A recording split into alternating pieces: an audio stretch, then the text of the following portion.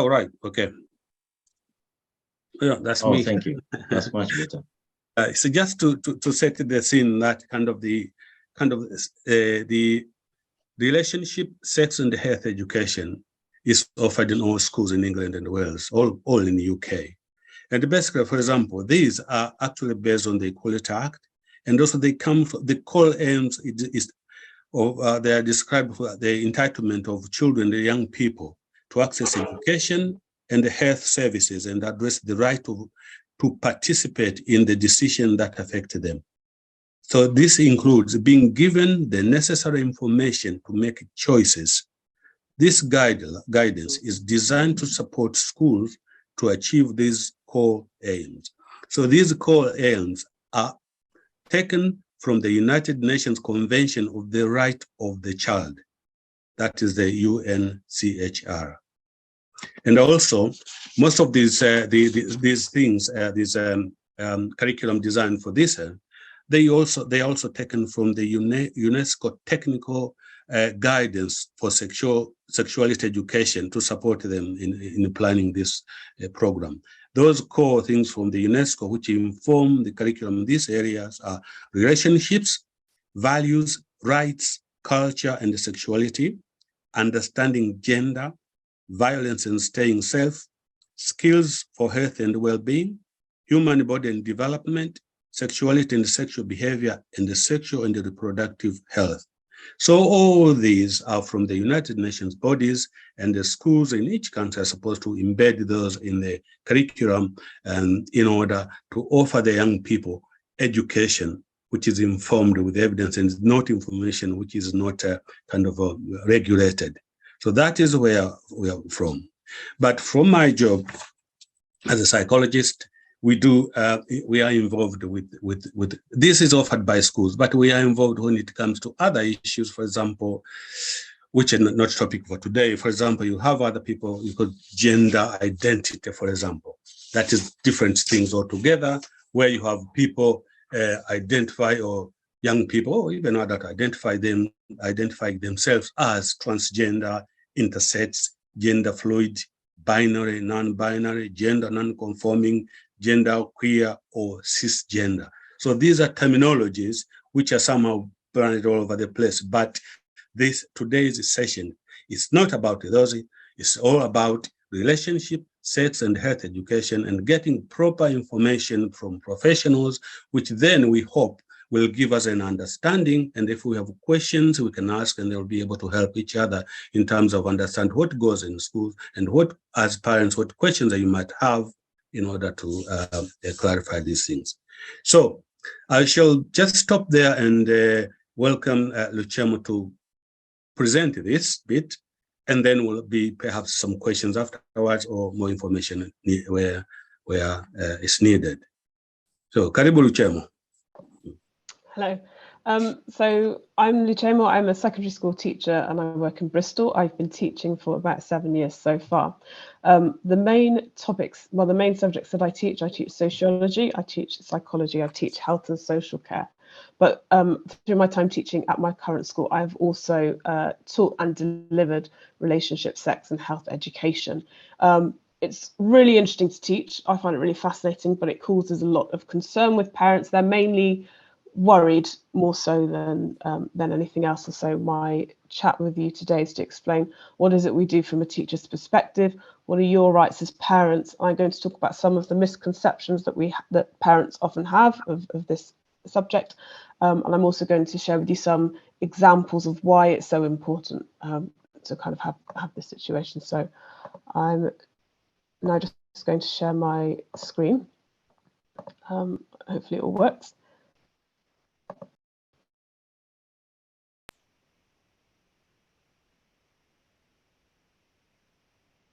Brilliant. So hopefully you can all hear me, and can you all see the presentation so far? It will be seen? Yeah, I think so. Okay, so what I'm going to talk to you about is relationship. Shall we check if everybody can see the presentation? Yeah, sorry. I can see it on my screen. You can see and we can hear you also. All right. Brilliant. Okay, I'll get started. Fab. So I'm going to talk to you about relationship, sex and health education. It's often shortened to RSHE. Sometimes it's called RSE, or it's sort of nicknamed sex education, but it encompasses all of these three things that I'm going to talk to you about. So this is my guide for parents. So first of all, it's really important that parents actually know what is it, what are the definitions of RSHE when we're talking about it from an education perspective. So if we start with sex education is about learning the physical, the social, legal, emotional, and aspects, of human sexuality and behaviour, and includes the process of human reproduction. So it is about the kind of biological element as well. That's the kind of key thing here. So this will include everything from conception. It includes contraception. It includes teaching children about safer sexual practices, the risk of sexually transmitted infections, and how to ensure that they have a good sexual health when they enter that stage of their lives. When we refer to relationships education, again, we are learning about the physical, the social, legal, and emotional aspects of human relationships. But the human relationships that we ensure that we teach children about are quite diverse. We are showing how good and healthy friendships look. We are showing them what a good intimate relationship looks like, what a healthy and respectful and boundary-laden sexual relationship would have, as well as other committed relationships you would have with your family, people you work with, your wider community. So we see relationships as not just intimate ones, but the ones that will play out in every single part of your life. And so with relationships education, our aim is to support children to be happy, to be healthy, and to be safe in the interactions they have with individuals as they go through. So these are the definitions that we take from the government statutory guidance. Okay, so why is it taught? Often when we talk about sex and relationships education, parents feel that it's something that they should be delivering to their children alone. But we in education think it's important that the school is a part of this, that we have a role as teachers to ensure that this gets taught. So the aim of RSHE is to equip children with knowledge so that they can make informed decisions. Okay, we know that children will leave school, they will leave the family home, they will be out in the world. They need to make sure they've got the knowledge so they know where their sort of lines are, so to speak. So they know what they are happy with, so they all know what is healthy and what is appropriate.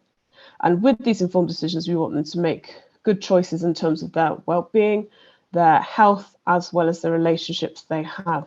And this, of course, will contribute to them having successful adult lives. Now, in terms of the individual schools, we have the flexibility to deliver the content that is age appropriate and developmentally appropriate. It is not one size fits all. We are fully aware that the way in which we teach one aspect of RSHE for 9-year-olds will be very different to teaching it to 17-year-olds. We also know that some children who are younger than their years will have to be taught and delivered it in a very different way. So we don't just kind of throw it out and hope that it sticks. We are thinking all the time as to how it's going to suit the students. And very importantly as well, we ensure as teachers that we are sensitive to the needs and to the religious backgrounds of the students. We are aware that some students will have particular faith practices or particular beliefs that may seem conflictual with what we are teaching, but we work alongside faith organisations. So, for example, the Church of England Education Office has set out guidance in how to support teaching children of the Christian faith different aspects of RSHE.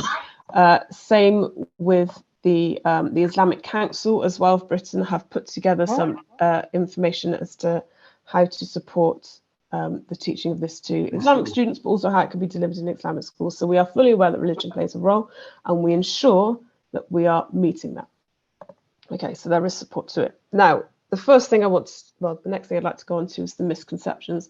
So these are some of the biggest misconceptions I've heard from parents themselves, and things that I've had to sort of discuss with parents. So first of all, although it is called RSHE, we are not teaching young people to have sex. We are showing them the biology of sexual relationships.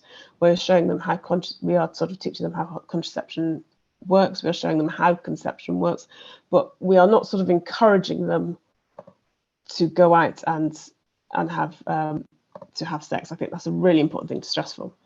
We are not teaching or indoctrinating young people to become a particular sexual orientation or to have a particular gender orientation. We are ensuring that students know they will meet a diversity of people in the world and that they need to be aware and respectful of how other people live their lives and how other people identify. We are not about showing explicit material or pornographic material with the intent to shock or disgust children.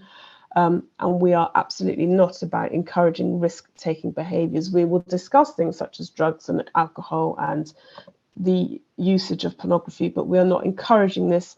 We are showing people what is, or explaining what is out there and how they can make informed decisions to ensure their well-being is absolutely paramount. And what underpins this is that children who are informed make good decisions. I cannot stress this enough. If your children have lots of knowledge, they are able to weigh up the situations. They are able to go out into the world, make sensible choices. And that's what we want as teachers. And that's obviously what parents would want as well.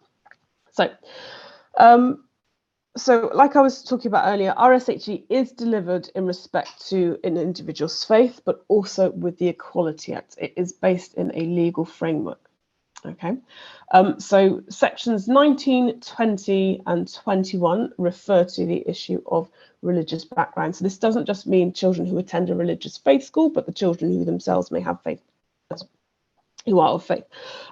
So what's really important in section 20, it says that when teaching the subjects, the religious backgrounds of all pupils must be taken into account when planning teaching.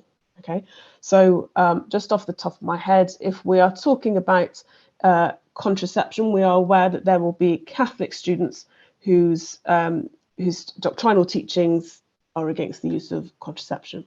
Okay, we are not trying to insult them or denigrate them, but we have to give out information. But we are aware for some students this will not necessarily be sort of applicable or things like that. In section 21 as well kind of supports the impact it will have on particular religious groups. In particular, schools with a religious character may teach the distinctive faith perspective on relationships. So that could be marriage, that could be issues of cohabitation, it could be issues of divorce, and a balanced debate may take place. Okay, we are not saying this is what you believe and that's it. We are not saying this is what the government wants you to know and that's it. We are aware that there will be debate that emerges, and we would like as teachers to facilitate that debate, but ensure that it is respectful, because again, children are going out into the world where there is a huge diversity of views and experiences, and children need to be prepared for that. And that's what our aim is as teachers. So all of this is taken from the SRE statutory guidelines, and I've got links to that as well. And again, just in terms of faith, the role of relationship, sex and health and education, we are not here to convert, we are not here to ridicule individuals' beliefs, but to support young people of faith to show respect and toleration to themselves and to many others. So this is what underpins all of it in a faith context. And I know for particularly for parents of faith background, this is something that they are acutely aware of, so hopefully that has been made clear. So how is it delivered? So RSHE covers lots of different facets, and I'm going to show you the curriculum that we use in my school. The curriculum that we use in my school is very similar to what other schools will use as well. Okay, so this is just an exemplar.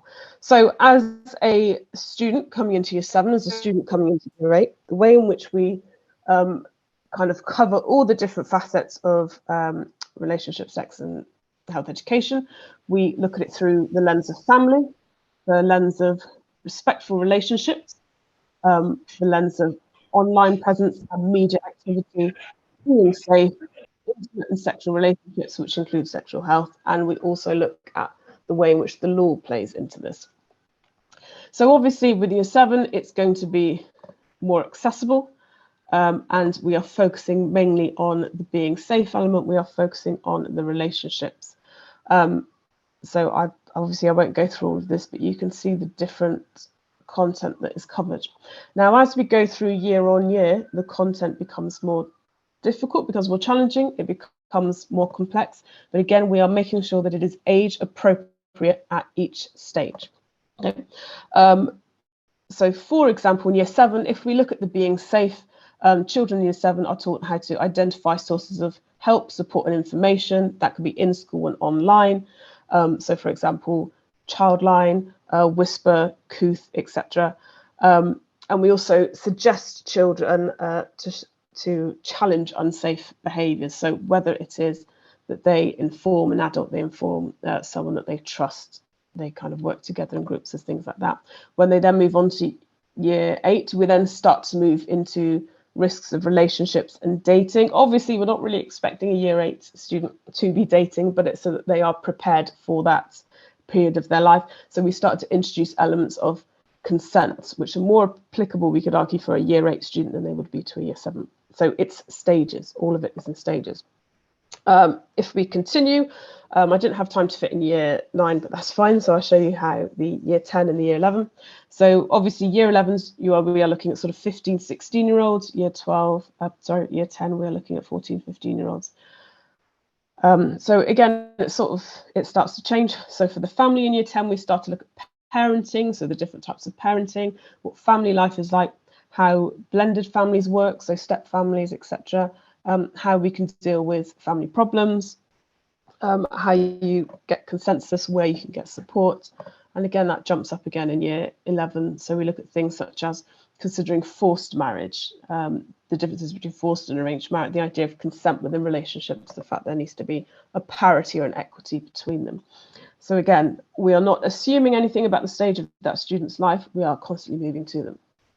So this just shows you the diversity and the significant amounts that are covered within relationship, sex and health education. So it's everything from the personal to our relationships with others. It covers health as well as the sexual relationships themselves. So this is what is covered in primary school. So obviously the delivery in primary school is very different to how it's delivered in secondary schools. In primary schools, there is a delivery of relationships education and of health education. So in relationships education, primary school children are taught about positive and safe relationships. What do they look like? The relationships they should have with their family, what are good friend relationships, as well as how to be sensible online. And all of this is covered in an age appropriate way. So everything is built with the child in mind. And the child's school will cover how to treat each other with kindness, with consideration, with respect. We use those as the basis of having a functioning and healthy relationship. So it will be the families and people who care for me, caring friendships, respectful relationships, online relationships, and being safe. When it comes to health education, we are looking at how you as young children can make good decisions about their own health and well-being, such as healthy eating, such as mental health, such as good sleeping patterns, etc. It's about how young children are able to recognise issues in themselves as well as others. And we also are supporting children in being able to seek assistance as early as possible when issues arise. So if they feel that their health is not as it should be, or if they feel like they're a little bit low, they know who they can go to in order to get that support. So again, we're looking at mental well-being, internet safety, healthy eating, facts and risks associated with drugs, alcohol, tobacco, health and prevention of illness, basic first aid, and changing adolescent body. Again, all of this is age appropriate. So a 5-year-old child will not be learning, or is unlikely to be learning about drugs, alcohol and tobacco, but an 11-year-old is probably starting to learn about the risks that come with the use of drugs and alcohol and tobacco. And again, I've got a link there for more information. Secondary school follows the same vein, but it increases again in its complexity. So for relationships, we start to get relationships and sex education combined. This covers healthy and unhealthy relationships. We look at what makes a good friend, what makes a good colleague, what makes a successful marriage or a committed relationship. So we're trying to give students a template that they can use as they go out into the world. And then at the appropriate time, we will start to look at understanding healthy, intimate relationships. Again, we're not telling children to go out and be intimate, but to say in an intimate relationship, this is a healthy situation. We are equipping the children with with the knowledge, we're equipping children, sorry, with the knowledge that they need to make these safe choices, these informed choices, and these healthy choices. So again, this will cover relationships within the family, respectful relationships, including friendships. We're looking at online media, how to be safe. We're looking at intimate and sexual relationships, as well as sexual health, etc. In the secondary school as well, we still have the health education. Again, it's about making good decisions about your health and well-being, recognizing issues in themselves and in others, and again, seeking support early as possible. And it's very similar to what's done in primary school, obviously, but again, more advanced. So we're looking at mental well-being, physical health and fitness, healthy eating, drugs, etc. Basic first aid, the changing adolescent body. And again, it is all done in an age-appropriate way. So hopefully I've given you enough detail as to what is included in RSHE, but now I'm going to talk to you about your rights as parents. Okay, and this is the really important segment because this is what parents often get quite confused about. So parents have the right to request that their child be withdrawn from some of the sex education delivered or all of the sex education delivered as part of the statutory SRE. Okay. So this is the really key bit. So you do have the right to be withdrawn. I believe if you're in a primary school, you can just say to the head, I want my child withdrawn, and that's it. It's slightly different if you are in a secondary school. So so head teachers will automatically grant a request to withdraw people from any sex education delivered in primary school other than as part of the science curriculum. So children have to be present for the sex education that falls under the science curriculum. So essentially that segment will include the human body, and so they have to be part of that. They cannot be excused from that. There is no right to withdraw from relationships education, so anything to do with healthy relationships, friendships, etc., or with health education, so making correct choices about diet, about sleep, about drugs and alcohol, etc. So from that segment, from that part of this topic, parents cannot withdraw their children. If you are the parent of a secondary school student and you want to withdraw your child from some or all of the sex education, you have to go to the head teacher. The head teacher has to discuss it with you. If the head teacher wishes to, they can discuss with your child and ask your child, do you want to be withdrawn from this? And only if the head teacher is sort of satisfied, then your child can be withdrawn. So there is a longer process in secondary school because it's seen as riskier if you withdraw your child from sex education because it's really integral. They know this as they go out into the wider world. So these are your rights as parents. You can withdraw them from some or all of the sex education, but children cannot be withdrawn from relationships or health education. Okay, so that's the absolute key bit here. So even though it's brought together, some segments are optional, some are absolutely not. So what I've done here, I've just showed some examples of personal experience. So this is why I think it's so, and this is against my personal view, why I think it's so important that as parents you engage with the RSHE programme. So these are some of the issues that have arisen due to students being ill prepared about relationship knowledge or sexual education or health knowledge. So student A, this happened about 2 years ago. A student was talking to me and started explaining and describing some of the behaviour she'd experienced at age 14. And what she was explaining to me essentially was a process of grooming, and she was not aware of that. She did not know that that behaviour was wrong because she did not understand the kind of concepts of a healthy relationship. Okay, so it's really important that parents are able to understand this. Another student could not understand the connection between his poor diet and his poor grades. Just a student constantly eating and grazing on junk food and could not see how that would tie into his poor performance. I've had a student from a very conservative family who had no idea that pregnancy could occur in your first sexual experience. This student in particular, I think, was 16 or 17. That's something that a child should know. The student was also unsure of FGM, of female genital mutilation, which again was a big red flag because they were what we considered sort of a risk group.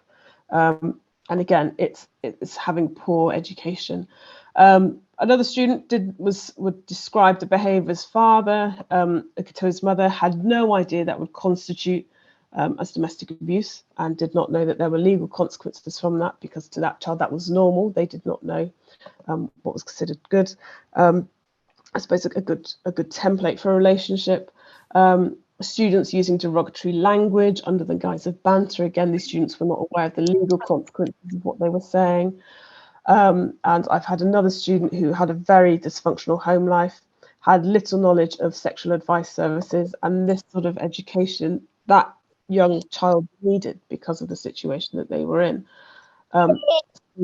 Some of them are, I mean, they're not particularly pleasant situations, but it does show you how important it is to have a really rigorous SRHE program that schools can support you with. Okay, so this is meant to be a sort of a joint operation, I'd argue. So I think my final points would be my advice as a teacher in terms of what is SRE and why it's so important. Firstly, we as teachers are trained to deliver it. We're not given a timetable at the beginning of the year and you're told, right, you're teaching it.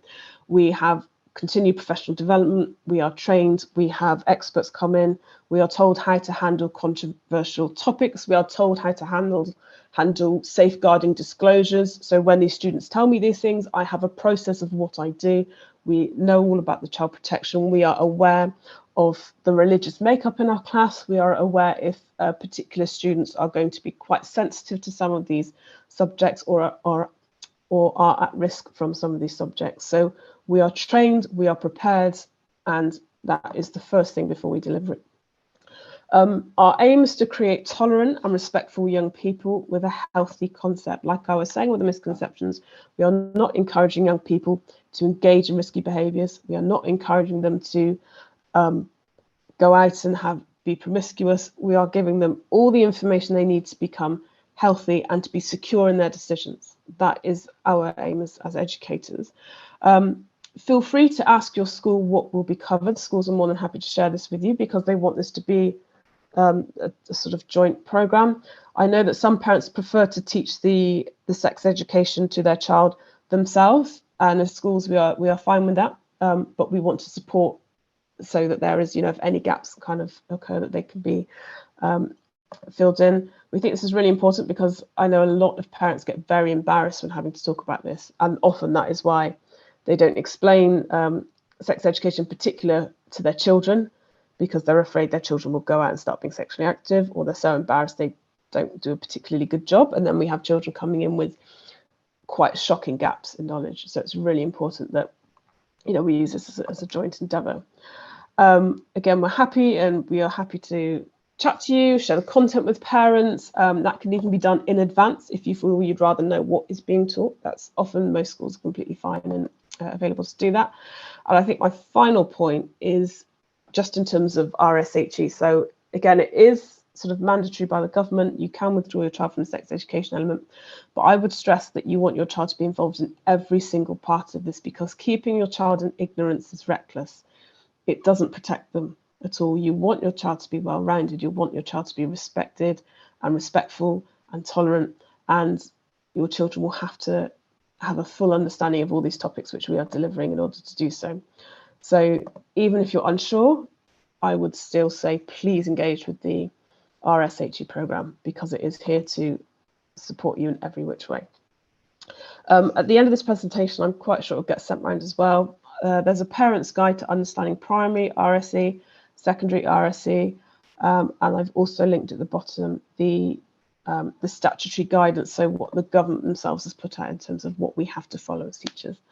And that, I believe, is everything that I've put together. So this is my advice as a deliverer of SHRE, and hopefully it was useful. So there we go.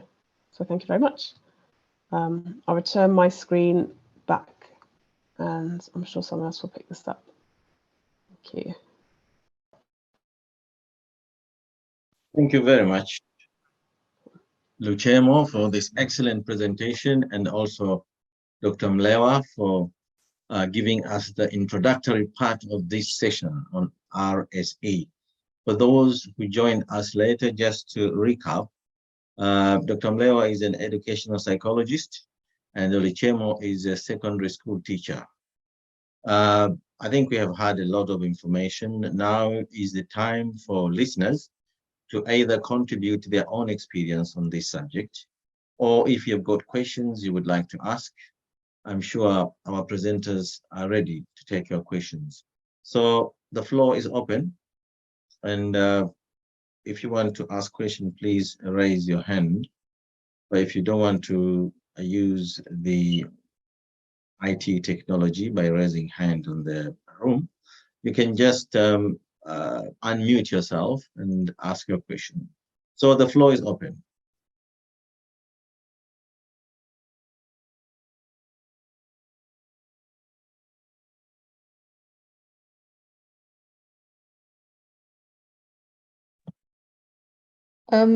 I'd quite like to say just one thing as a previous primary head. Could you please introduce your name? And sorry, I'm Sally Mlewa. As I said, as a previous primary head, when teaching the sex relationships and health education to primary school children, when in year 6 they had their first introductory lessons to what made healthy relationships, and it did touch upon myths around pregnancy and so on. We did in fact invite parents into those lessons, so parents could come and sit in the lessons. And what really was most surprising was some of the comments from the parents that didn't quite understand what healthy relationships looked like. So that was a real issue for us, was that sometimes our parents weren't always aware of what was a healthy relationship, but also it allayed the fear that we were being or that we were teaching their children things that they felt were their responsibility. So that idea of having a shared responsibility with primary school children was key to a successful program. So many schools I know do invite their parents in, either for a pre-introduction before they start to teach the children, or as we did, both a pre-introduction, and parents were quite welcome to sit in the class whilst we taught those lessons.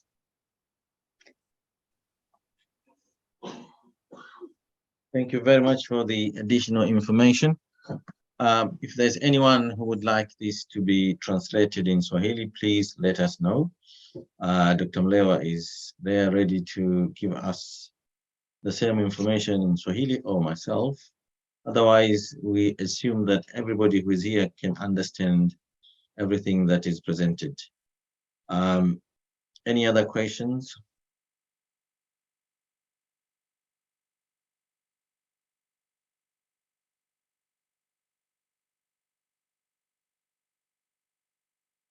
I think I'll have a question to Luchemo and also maybe Dr. Mlewa.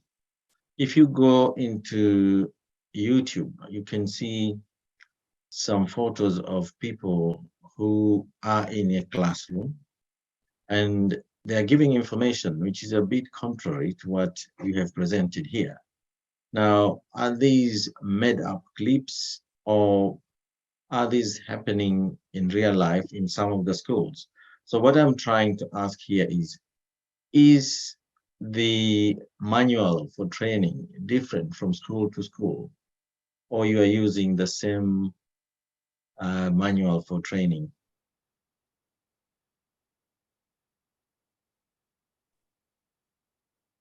Luchemo, are you still there? Yes. Yes, sir. It's quite difficult. So I just deliver. So I will be honest, I don't really deal with the training itself as such. But when we put together our SRE program, it is based on what the government have instructed us to teach. They say we want students to have a knowledge of X, Y, and Z.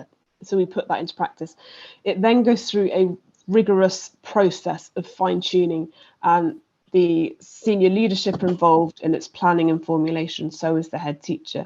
The idea is that this is a topic that we must not get wrong, and so we ensure that it is as close to what the government specifications are, but we are also ensuring that we are putting it together in mind with the students we have. So are they of a faith basis? Are they of a particular style of parenting? Are they from quite dysfunctional home lives, and therefore this will be really sensitive? So from school to school, there is variation in terms of how it may be delivered or how it's organized, but the content itself will remain the same. Because SHRE is quite, because a lot of parents are very concerned with what's being delivered, we are really sure, we make sure that it's kind of really, really watertight. So if there were clips online that seem very off kilter, I'd assume it's someone doing their own thing, because we are constantly, we are making sure that we've got a sort of a set line and that everything's being checked and signed off, because we want to make sure that we provide the best learning opportunity for students. So this is me as someone who delivers it, but I'm also, again, I'm not involved in the actual planning itself of how it comes together. Yeah, just to add on top of that, yes, I think you see a lot of perhaps YouTube videos. Some of these are misleading. That's why it is important to get information from the proper source. All schools in the country will have this. It's based on the national the curriculum, and then how it's designed in each. It will cover the whole thing, because all takes, as I started, from the United Nations Charter, and also from the Equality Act 2010. So all those inform what should be done in schools and how it should be done. And therefore, I think some of the, you see perhaps a contradicting kind of ideas or whatever in the YouTube things. They are probably should avoid, because the message is not as consistent as the one which the government or the curriculum developers approve. So I think it's yes, you get information, but to be mindful, some of the information can have some misconceptions, which then are probably not good for the information we want to give our young people. Thank you very much, Dr. Mlewa. There is also contribution in the chat. It says it's highly regulated by the inspection services, Ofsted and STIN. So the reason why we have hosted this discussion is because there's a lot of information spreading out there, and some of the parents are concerned, and because they don't have the right information, we thought this would be the platform for parents to come forward and ask and get clarification on issues which they are sure about or which they would like to know more about. So I really look forward for more questions from the participants. Labda nizungumze kwa Kiswahili. Jamani, mnaweza kuuliza kwa Kiswahili. Kama tunavyojua, hili somo ni somo ambalo wazazi wengi wanakuwa wana wasiwasi nalo, kwa sababu hawajui watoto wanafundishwa nini shuleni, na kuna taarifa nyingi ambazo zinazungumzwa nje huko. Kwa hivyo tumelileta hili somo ili kuwapa wazazi opportunity ya kuweza kuuliza. Jambo jingine ambalo tumeambiwa hapa ni kwamba wazazi mnaweza kuhudhuria kwenye madarasa ambayo watoto wanasomeshwa hizi topics. Vile vile wazazi mnayo haki ya kuweza kumtoa mtoto katika baadhi ya masomo ambayo anasomeshwa. Na procedure tumeambiwa kwamba inabidi umuone mwalimu mkuu na umwambie, na kuna baadhi ya masomo ambayo itabidi mwalimu azungumze na wanafunzi. Kuna baadhi ya masomo anaweza mwalimu kuamua baada ya mzazi kufika shuleni. Kwa hivyo nafikiri huu ni ukumbi mzuri wa kupata information za ziada, kwa sababu wataalamu wetu hawa wawili ni watu ambao wapo katika hizi kazi na wanazifanya kila siku, na wanakumbana na masuala kama haya. Kwa hivyo ningeomba tuitumie hii opportunity kuweza kupata majibu ya masuala ambayo huwa tunazungumza huko mitaani. Asanteni sana. Can I just also add, this is something that I find a lot of parents have asked me before in terms of the delivery. Some of the content that we teach is taught separately. So for example, when it comes to issues such as the female reproductive organs and the male reproductive organs, often we will have a lesson that is taught separately. So the boys and girls will learn this separately so they can feel a bit more comfortable with each other. And then we might have a lesson where it joins together. But there are some elements in particular that we will teach together. So we find it's really important to teach FGM together. And I know that does shock a lot of parents because they say, well, it's a female issue, but it's really important that the males understand what takes place as well, so they can offer support and things like that. We will have lessons where the birthing process itself is taught separately, but again, we will then have a sort of another lesson where it's all discussed together as a class, because we often find that children will have more information than others on certain topics. So obviously girls will understand or have an understanding of the menstruation cycle. Boys often don't, and often have some very unusual beliefs, shall we say. So we find it really useful to kind of separate them so they have a safe space before we bring it back together. And you can request that as well. You can say, I would like my child to attend the single sex delivery elements of them, because I know some parents don't feel it's appropriate to have both boys and girls learning at the same time. So that is also an option that we sometimes have that can be delivered, in some schools. Yeah, kwa hiyo na mimi ningependa kuongea kwa ndugu zangu wazazi wenzangu, labda ambao kama vingine vimepita labda ukusikia au umeingia kwa kuchelewa, kwa Kiswahili zaidi, kwamba hii topic inafundishwa kwa watoto mashuleni ili watoto wapate maarifa ya kuchagua sasa yapi mazuri ya kufanya. Maana wanakuwa wameambiwa kabisa hiyo relation, mahusiano hayo katika taratibu ambazo kwanza zinajumuisha, zinaangalia umri wao, kwamba hii topic izungumziwe na watoto wa primary school. Kwa hiyo iko katika mazingira ya wale kuelewa vile vile haifundishi watoto waende wakafanye hivi au wakafanye vile, ni kutoa taarifa muhimu ili watoto waweze kufanya uchaguzi mzuri. Kwa hiyo na kwamba hii nani RSHE inatolewa kwa kuzingatia imani za watu, haitolewi kwa mfano kwa kudhalilisha imani za watu mbalimbali au dini za watu mbalimbali. Inatolewa ikizingatia na historia au imani za watu. Kwa hiyo inahusu vile vile katika ile Equality Act ile ambayo nimesema, inahusu ili kujua kwamba watoto wetu wanapojua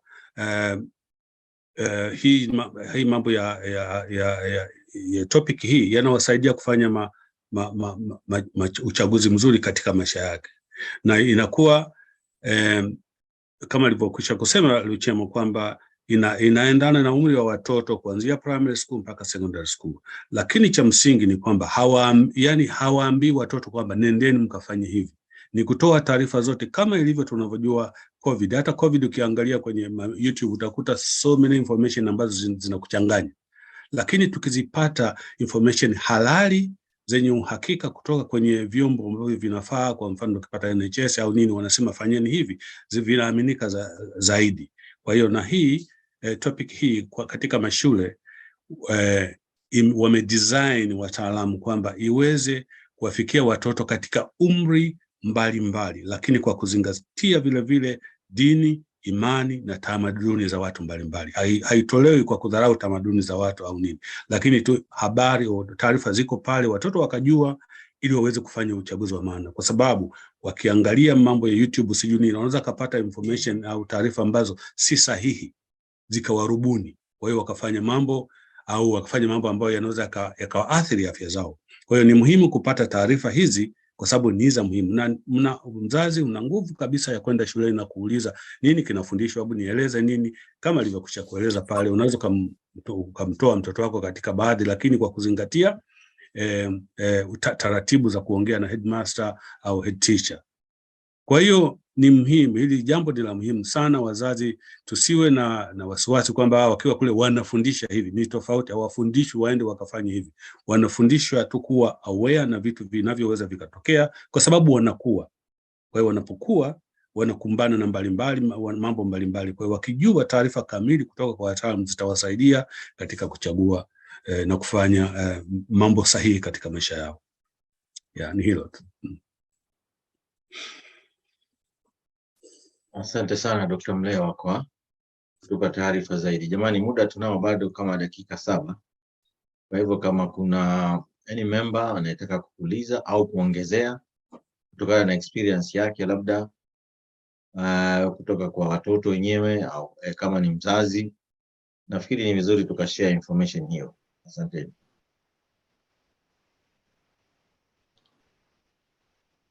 Could I maybe ask a question to parents? Please go again, ahead. I don't know. I don't know if people want to respond. And again, my Swahili is really bad, so I don't know if this has actually been discussed. But I thought it was interesting that you mentioned that parents go onto YouTube for information on this. So my question as a teacher is, what drives parents to use YouTube as a source of information?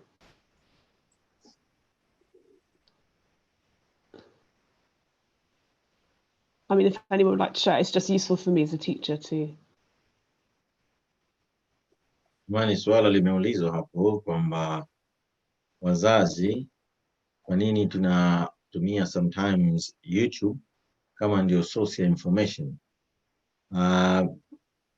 kuliko labda kurely information source ambazo labda zinatolewa shuleni. Kama kuna mzazi yoyote ambaye anataka kurespond. Hapa tuko watu kama 16.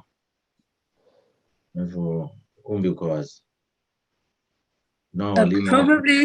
Probably because the schools are not forthcoming with the information. They don't provide us with enough details. All they give us is the form to sign when the students are going to have the classes, which we sign and return to them.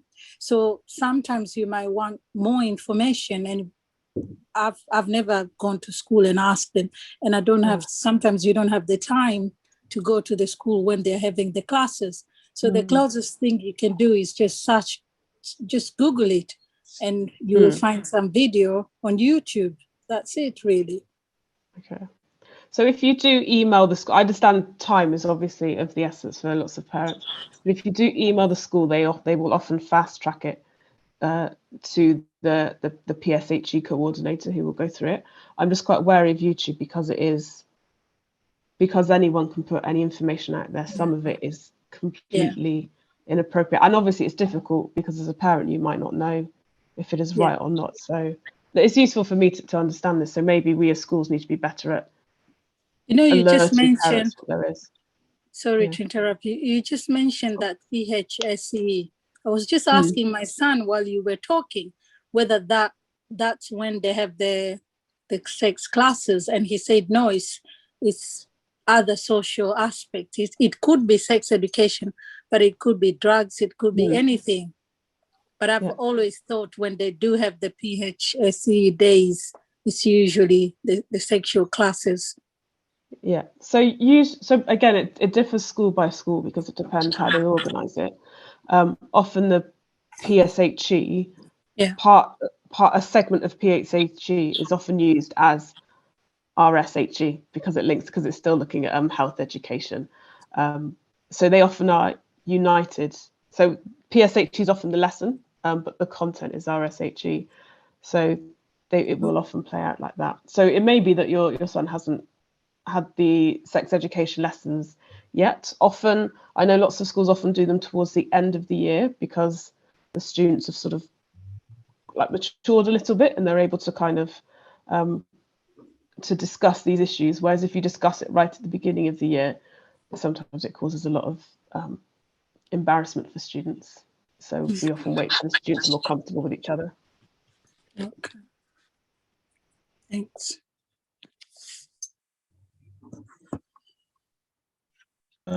Thank you, Luchemo, for that clarification. Maybe either Luchemo or Dr. Mlewa, if you could give us the link, which is from either Department of Education or from any other sources that is reliable, that parents can go in and get more information on this subject, rather than relying on YouTube videos that sometimes are not giving the true message about this subject. And also sometimes the other disadvantage about YouTube videos, they might not be relating to UK curriculum.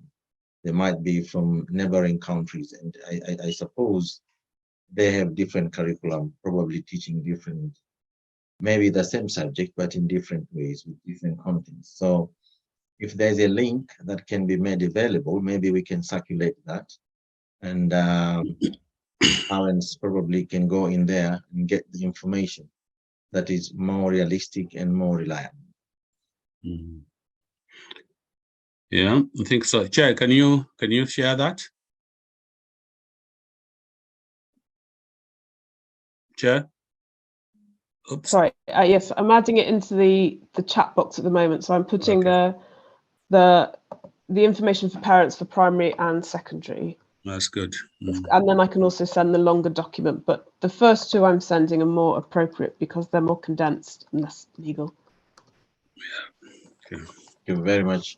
As you can see, parents and participants, there is a link in the chat room there, which you can use to go in and get the message, which is more reliable and realistic in terms of the message that is given in schools. We've got two links now, one for primary, one for secondary schools. Thank you very much, Luchemo, for that. We're almost coming to the end of this session today, and I can't see any other questions. So maybe I will ask the two presenters to give us their final word about RSE and a message to take home before we adjourn this session today. Maybe I'll start with Dr. Mlewa, and then Luchemo will come. Yeah. Okay, asante sana wote kwa kuhudhuria kipindi cha leo. Mimi napenda tu labda tuchukue hii ujumbe wa kipindi hiki kwamba shuleni watoto wanapofundishwa hizi sehemu, si kwamba wanafundishwa mambo mabaya, wanafundishwa mambo ya kuweza kukua, kujielewa na kufanya maamuzi mazuri katika maisha yao. Na wewe kama mzazi una haki ya kwenda shuleni na kuuliza kinachotokea na ukadai kabisa, hebu nipeni nione mnachofundisha. Una haki ya kufanya vile.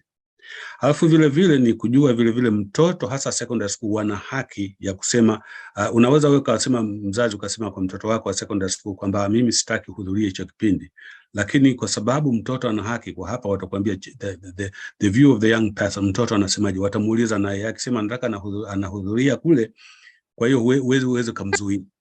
Kwa hiyo ni muhimu kabisa kama wazazi kwanza tuwe proactive, kwa sababu shule yako unaweza, siku hizi kuna website, unaweza kwenda kwenye website ya shule yako mtoto anakokwenda ukaangalia details za hii curriculum walionayo inafundisha nini, unaweza kaziona pale. Kwa hiyo ukiwa proactive kuangalia information pale, ukasoma, ukajua kinachoelezwa, na vile vile unaweza kaenda shuleni. Tusiwe na wasiwasi kwenda shuleni kutaka kumuona mwalimu au mtu yoyote yule. Vile vile ukiona shida, email wako lazima wakujibu. Email mwalimu kwamba I would like to know about this and this about my child and so on, ni lazima watajibu. Hiyo ni muhimu sana. Any communication from parents to schools, watajibu within few days, watakujibu. Kwa hiyo wakati fulani ni vizuri kaweka in writing kinachokusumbua, unachoona labda una wasiwasi kidogo, ili ukapata mawazo kutoka kwa shuleni. Cha mwisho kabisa ni kuepuka information ambazo haziko regulated, kama kuchukua information kutoka kwenye YouTube, hujui zimetoka wapi, wamechukua kutoka kwenye document gani, zinaweza kukuchanganya au zikamchanganya mtoto. Kwa mfano unamwambia mtoto, angalia hapa unafanya hivi, ndio inatakiwa kule, matokeo labda is different. Kwa hiyo ni kuangalia information gani zinafaa kuepuka kuchukua tu any information, kwa sababu kichukua information ambazo ziko from schools ziko based katika government document na policy na curriculum planning. Kwa hiyo tuwe very careful tunapo ruhusu labda tunashare watoto kwa information ambazo they are not really, we don't know what the source is. Na kama mshangiliaji mmoja alisema kwamba they are highly regulated hizi curriculum. Kwa mfano England huko kuna Ofsted, hizo zinakuwa inspected. Huku Wales kuna Easton, na zote hizi wana regulate haya yote. Kwa hiyo kila kinachofundishwa kiko regulated na standardized katika mazingira ya makuzi ya mtoto. Chemo, I spoke in Swahili, Chemo. So anything you want to say, Chemo, to sum up this, please? Sorry, my computer froze for a bit. I think probably very similar to what you said. I would just completely recommend for parents to engage in schools, with schools, but to trust in schools. We are not trying to force children to believe a certain thing. We are trying to make them informed so they can make the really good decisions. We want them to have a good self-concept and not to be pressurized and influenced by other people. And I think it is really difficult, but I understand for a lot of parents, they find, especially the sex education element, they find it really embarrassing. And I think it's so important then that you kind of allow the schools maybe to kind of take a step forward with this, because what I find is really dangerous is parents they don't want to talk, don't want to discuss this with their children.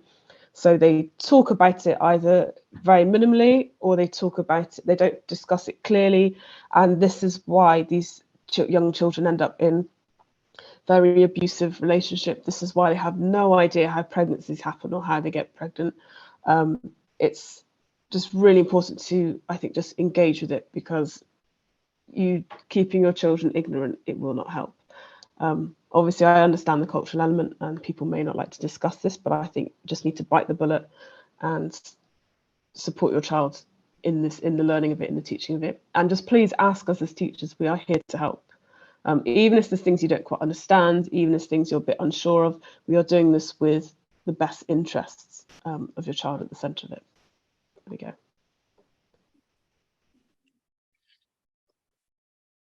So, thank you very much, Luchemo. Thank you very much, Dr. Mlewa, for this excellent presentation. I can just read a comment from the participants, saying that I think this education is helpful, as our culture does not allow us to have such deep conversation with our children. It's a kind of restrictive. When we start the conversation now, they tell us we have covered that in school.